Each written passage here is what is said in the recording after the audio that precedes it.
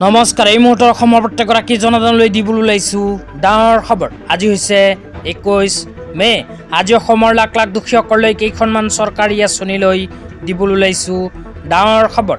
তো যিসকল মানুহে ভিডিঅ'টোত ক্লিক কৰিছে অনুগ্ৰহ কৰি ভিডিঅ'টো স্কিপ নকৰি প্ৰথমৰ পৰা শেষলৈ চাই থাকিব, কিয়নো এইটো ভিডিঅ'ৰ মাজত কৃষকসকলৰ পৰা আৰম্ভ কৰি চৰকাৰী ঘৰলৈ কেইখনমান গুৰুত্বপূৰ্ণ খবৰ প্ৰদান কৰিম। তো যিসকল মানুহে ভিডিঅ'টোত ক্লিক কৰিছে অনুগ্ৰহ কৰি ভিডিঅ'টো স্কিপ নকৰি প্ৰথমৰ পৰা শেষলৈ চাই থাকিব। লগতে মোৰ চেনেলত নতুন হ'লে প্লিজ চেনেলটো ছাবস্ক্ৰাইব কৰি মোৰ লগত থাকিব। তো বলক ভিডিঅ'টো আৰম্ভ কৰি আজিৰ প্ৰথমটো গুৰুত্বপূৰ্ণ খবৰৰ বিষয়ে বিস্তাৰিত জানি লওক। তো আজিৰ প্ৰথমটো গুৰুত্বপূৰ্ণ খবৰ হ'ল PM কিষাণ আঁচনিলৈ। তো যিসকল কৃষকৰ নাম PM কিষাণ আঁচনিত অন্তৰ্ভুক্ত হৈ আছে, লগতে PM কিষাণ আঁচনিৰ 20 নম্বৰ কিস্তি 2000 টকা পাব বিচাৰে, সেইসকল কৃষকে অতি শীঘ্ৰে কৰিব লাগিব এইখন গুৰুত্বপূৰ্ণ কাম। তো ইয়াতে কি লিখা আছে পঢ়ি বিতংভাৱে আপোনালোকক বুজাই দিছোঁ। অনুগ্ৰহ কৰি ভিডিঅ'টোত ক্লিক কৰিছোঁ যদি ভিডিঅ'টো স্কিপ নকৰি চাই থাকিব। তো ইয়াতে লিখা আছে PM Kisan Samman Nidhi Yojana EKYC is mandatory step to receive benefit.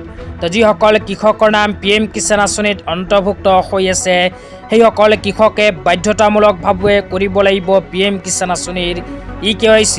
অন্যথা PM কিষাণ আঁচনিত নাম অন্তৰ্ভুক্ত হৈ থাকিলেও PM কিষাণ আঁচনিৰ 20 নম্বৰ কিস্তিৰ 2000 টকা নাপাব। তো PM কিষাণ আঁচনিৰ EKYC যিসকল কৃষকে কৰা নাই, সেইসকল কৃষকে বিচাৰিলে নিজৰ হাতত থকা মোবাইল ফোনটো দি কৰিব পাৰিব। তো কেনেকৈ কৰিব সেয়াও আপোনালোকক জনাই দিছোঁ। তো ইয়াৰ কাৰণে নিজৰ মোবাইলত প্ৰথমে PM কিষাণ আঁচনিৰ অফিচিয়েল এপটো ডাউনলোড কৰিব লাগিব। তো অফিচিয়েল এপটো ডাউনলোড কৰি ফেচ অথেণ্টিকেশ্যনৰ সহায়তেই PM কিষাণ আঁচনিৰ EKYC কৰিব পাৰিব। এতিয়া আপোনালোকক দিবলৈ ওলাইছোঁ আজিৰ দ্বিতীয়টো খুবেই গুৰুত্বপূৰ্ণ খবৰ। তো আজিৰ দ্বিতীয়টো গুৰুত্বপূৰ্ণ খবৰ হ'ল কৃষকসকলৰ প্ৰধানমন্ত্ৰী কিষাণ মানধন যোজনা আঁচনিলৈ। এইখন আঁচনিৰ জৰিয়তে কৃষকসকলে প্ৰতি মাহতে 3000 টকা লাভ কৰিব। আঁচনিখনৰ বিষয়ে ইয়াতে কি কোৱা হৈছে আপোনালোকক জনাই আছোঁ, অনুগ্ৰহ কৰি চাই থাকিব। তো ইয়াতে লিখা আছে প্ৰধানমন্ত্ৰী কিষাণ মানধন যোজনা কিষাণ কি আৰ্থিক সুৰক্ষা হোগী সুৰক্ষিত। তো ইয়াতে কোৱা অনুযায়ী কৃষকসকলৰ বাবে ভাৰত চৰকাৰে আৰম্ভ কৰিছে প্ৰধানমন্ত্ৰী কিষাণ মানধন যোজনা আঁচনি। তাৰপিছত কোৱা হৈছে 60 वर्ष की आयु पूरी होने पर मिलेगा 3000 प्रति माह।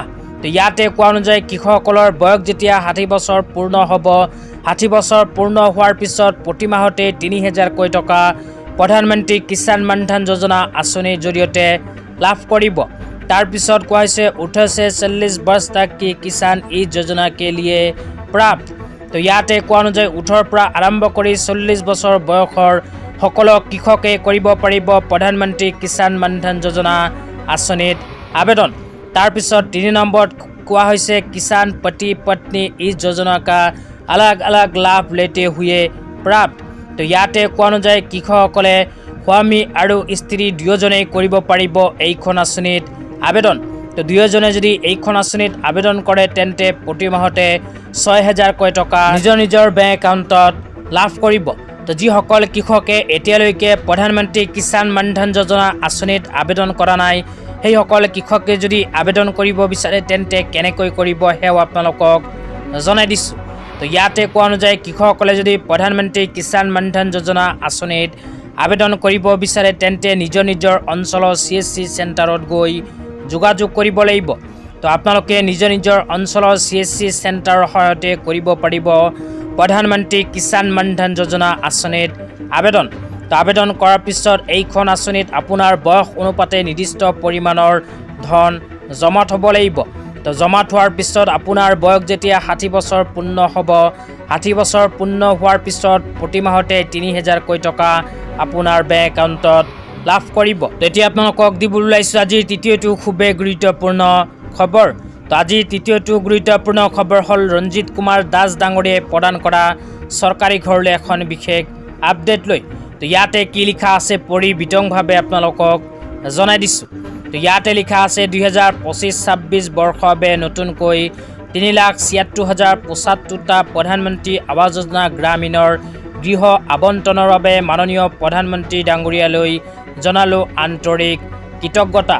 তো তাৰপিছত আৰু কি লিখা আছে পঢ়ি শুনাই দিছোঁ।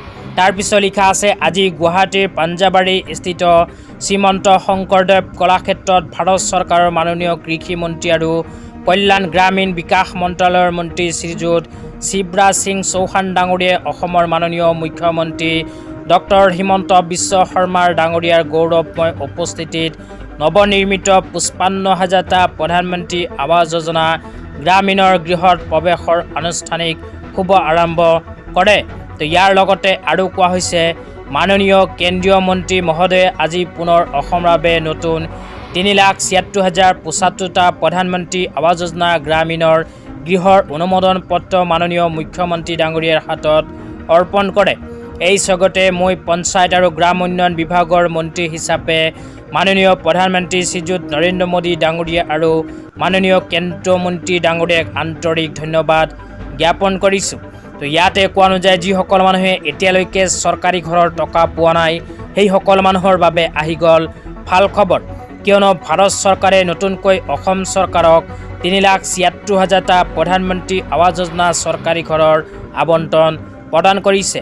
তো আপোনালোকে যদি এতিয়ালৈকে চৰকাৰী ঘৰৰ টকা পোৱা নাই, তেন্তে অতি সোনকালে আপোনাৰ বেংক একাউণ্টত চৰকাৰী ঘৰৰ প্ৰথম কিস্তিৰ টকা সোমাই যাব। তো আজি ইমানেই। ভিডিঅ'টো চাই কেনে পালে নিশ্চয় এইটো ভিডিঅ'ৰ কমেণ্ট বক্সত কমেণ্ট কৰি জনাই দিব। লগতে মোৰ চেনেলত নতুন হ'লে প্লিজ চেনেলটো ছাবস্ক্ৰাইব কৰি মোৰ লগত থাকিব। তো ধন্যবাদ।